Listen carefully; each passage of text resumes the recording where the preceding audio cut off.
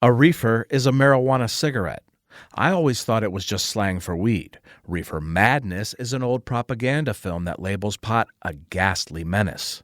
The movie appeared a year before federal lawmakers criminalized Miss Mary Jane. Reefer Growing Madness, a production of KJZZ's Here, Arizona, tracks the roughly 4-month life cycle of legally grown marijuana from tiny clones to smoke from the plant's burning flowers. A warning, dear listener, that you're going to hear some swearing and cursing at times, and that government-funded research has found that there's a positive link between profanity and honesty. You're listening to the first episode of the Reefer Growing Madness podcast. I'm your host, Matt Casey. Oh, have you ever met that funny reefer man? Have you ever met that funny reefer man? Sorry, I got ahead of myself. The song Reefer Man, written by J. Russell Robinson and Andy Razif, performed by Cab Calloway, shares a word with the title of this podcast. But let's acknowledge some truths first. A century ago, xenophobia of Mexican immigrants led to bogus research saying marijuana caused violent crime by groups labeled racially inferior. Black musicians were stereotyped as marijuana users. Black people and other communities of color have been harmed ever since by discriminatory policing of weed. Then, decades after pot was outlawed, race-baiting President Richard Nixon launched America's war on drugs. America's public enemy number one in the United States is drug abuse. In order to fight and defeat this enemy, it is necessary to wage a new all-out offensive. As part of Nixon's crackdown in the early 1970s, the feds began ranking drugs and classified marijuana the same as heroin in terms of danger, which also toughened criminal penalties for offenders. I have asked the Congress to provide the legislative authority and the funds to fuel this kind of an offensive. This will be a worldwide offensive. Congress during the Nixon era began lengthening prison sentences, which led to the establishment of mandatory minimum prison sentences for drug offenders in 1984. 2 years later, and just months after top basketball prospect Len Bias died suddenly of a cocaine overdose, then-President Ronald Reagan rebranded Nixon's war as a crusade. Drugs are menacing our society. They're threatening our values and undercutting our institutions. They're killing our children. Sitting next to the Hollywood actor turned commander-in-chief was wife Nancy. She had unique expertise from crisscrossing the country to fight drug abuse. Many of you may be thinking, well, drugs don't concern me, but it does concern you. It concerns us all because of the way it tears at our lives and because it's aimed at destroying the brightness and life of the sons and daughters of the United States. The Reagans held hands as they sat on a couch inside their White House residence, not the customary Oval Office. Nancy told the origin story for a pop culture slogan she had coined unintentionally. I was asked by a group of children what to do if they were offered drugs. And I answered, just say no. Soon after that, those children in Oakland formed a Just Say No club. And now, there are over 10,000 such clubs all over the country. The phrase is one I remember well. Also, the DARE class, or drug abuse resistance education. Did that in the 6th grade. The program focused on knowing strategies to reject peer pressure to take drugs. Just Say No is a specific example. But none of that is part of the criminal justice system. As of 2018, black people in Arizona were 3 times more likely to be arrested for marijuana, per the ACLU. This was after voters here legalized medical pot, but before they approved adult recreational use in November of 2020.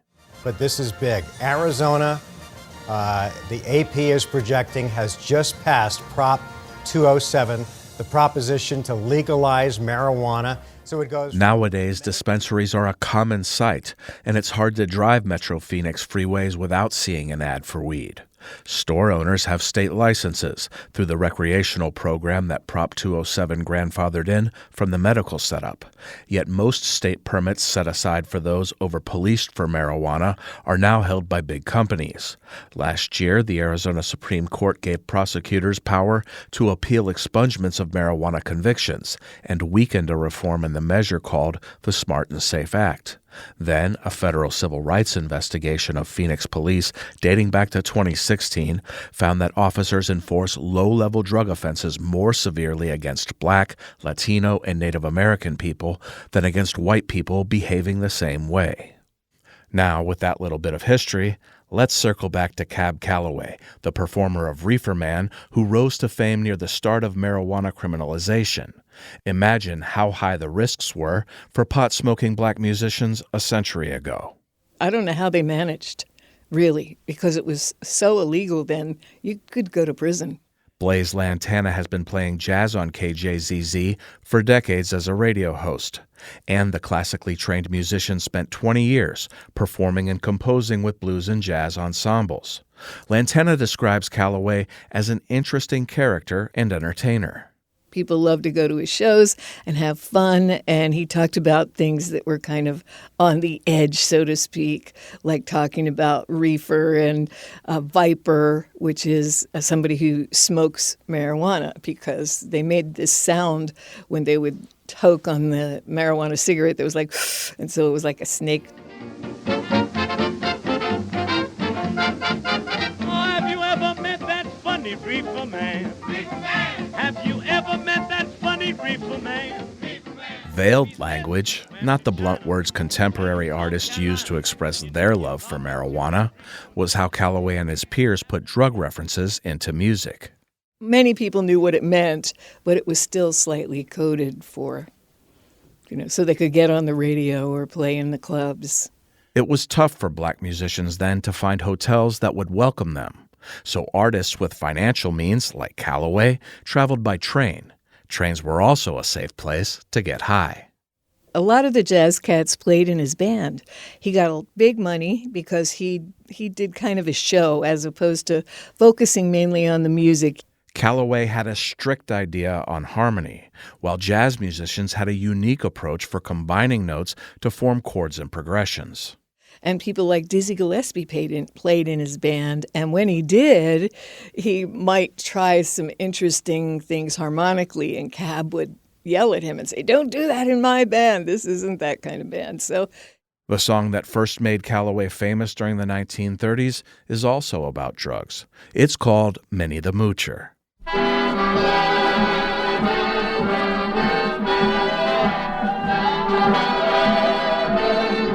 Calloway had talent to stay relevant for decades after the big band genre peaked. Movies, theater, fashion. He even wrote multiple editions of a jive language dictionary for jazz fans. Performing this hit in the 1980 movie The Blues Brothers introduced his brilliance to a new generation. The number features him scat singing, which means using nonsensical sounds to improvise melodies.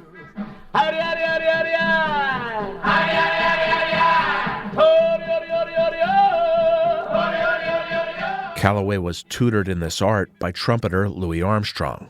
Stoner magazine High Times once wrote of Armstrong's devotion to marijuana in a lengthy article reporting that the weed culture of black jazz musicians was still alive decades later in hip-hop groups like Cypress Hill.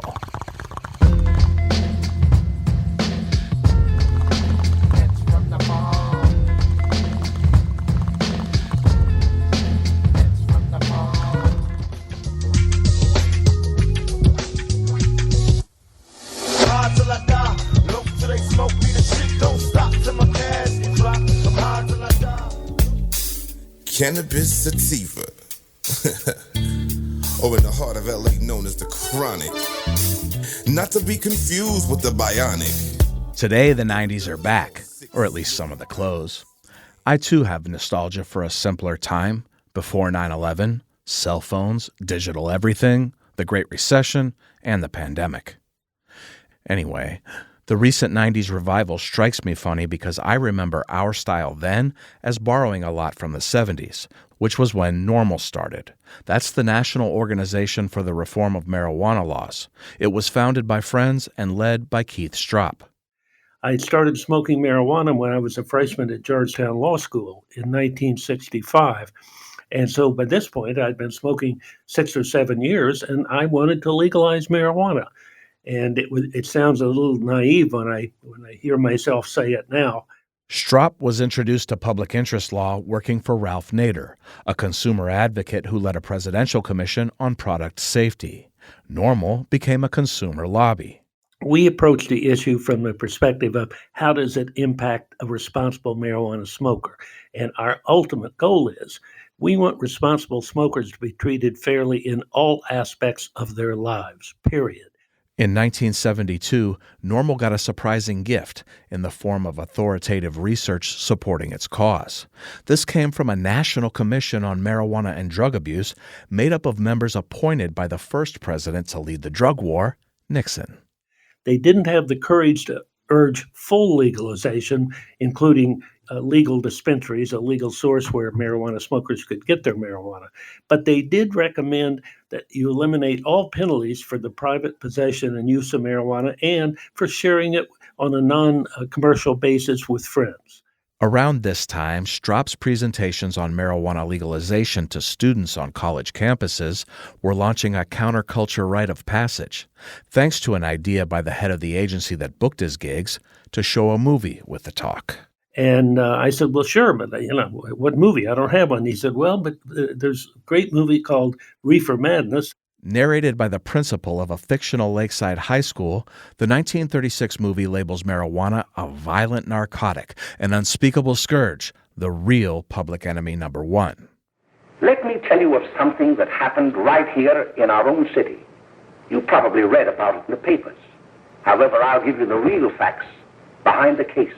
The movie's creators failed to maintain copyrights for the propaganda film, and Stropp bought a copy from the Library of Congress. I can't remember how much I paid at the time, but I'm sure it wasn't more than $50 or something. I got a copy of Reefer Madness, and we started going out when I would give my lecture. I would lecture for maybe 30 or 40 minutes at most, and then we'd take a break, and we'd put on the movie Reefer Madness, and I'd go sit back with the students, and frequently we'd light up a joint and laugh at the movie. Oh, here. If you want a good smoke, try one of these. It's a dystopian tale of innocent teens lured by drug pushers into weed addiction. Reefer smoking leads to the deaths of pretty much the whole cast by the end. I thought you were a sport. Of course, if you're afraid. That's bitter. That's more like it. I know you like that. Really, you will. Now just take a puff of it. Stropp calls Reefer Madness a bad joke that lasts too long. He even had to edit down the length to keep people's attention. Still, he sees it as giving historical context to the dominant anti-marijuana sentiment that existed when NORML was founded. There's a scene he thinks encapsulates the film's premise that marijuana makes people violent and insane. It's been years since I've seen that movie now, but it's that one point where the piano player's eyes are wide. He looks like he's just absolutely crazed, and he's pounding his fingers on the piano. And there's a woman. I think there was a woman sitting on the piano bench with him, and there's some suggestion that they're about to have an orgy or something. The movie has become a cult classic. I saw it in college, and I felt defiant watching it stoned. Stropp says every day of the first decades of NORML's existence was an act of defiance. If you look him up on Google Images, there are pictures of him alongside outlaws Willie Nelson and Hunter S. Thompson. He enjoys having used Reefer Madness and made it famous for the opposite reason it was intended. Yes, it was a pleasurable irony that we could turn it around and use it for our purposes. Google also shows Stropp being celebrated with a Lifetime Achievement Award by the Emerald Cup. It's a weed competition started in an area of California that's part of the Emerald Triangle, which was famous coast to coast for cultivating potent marijuana long before legalization. The marijuana plants we follow in this podcast were grown by a company with the most strains ranked in the top 20 of the Emerald Cup's indoor flower category last year.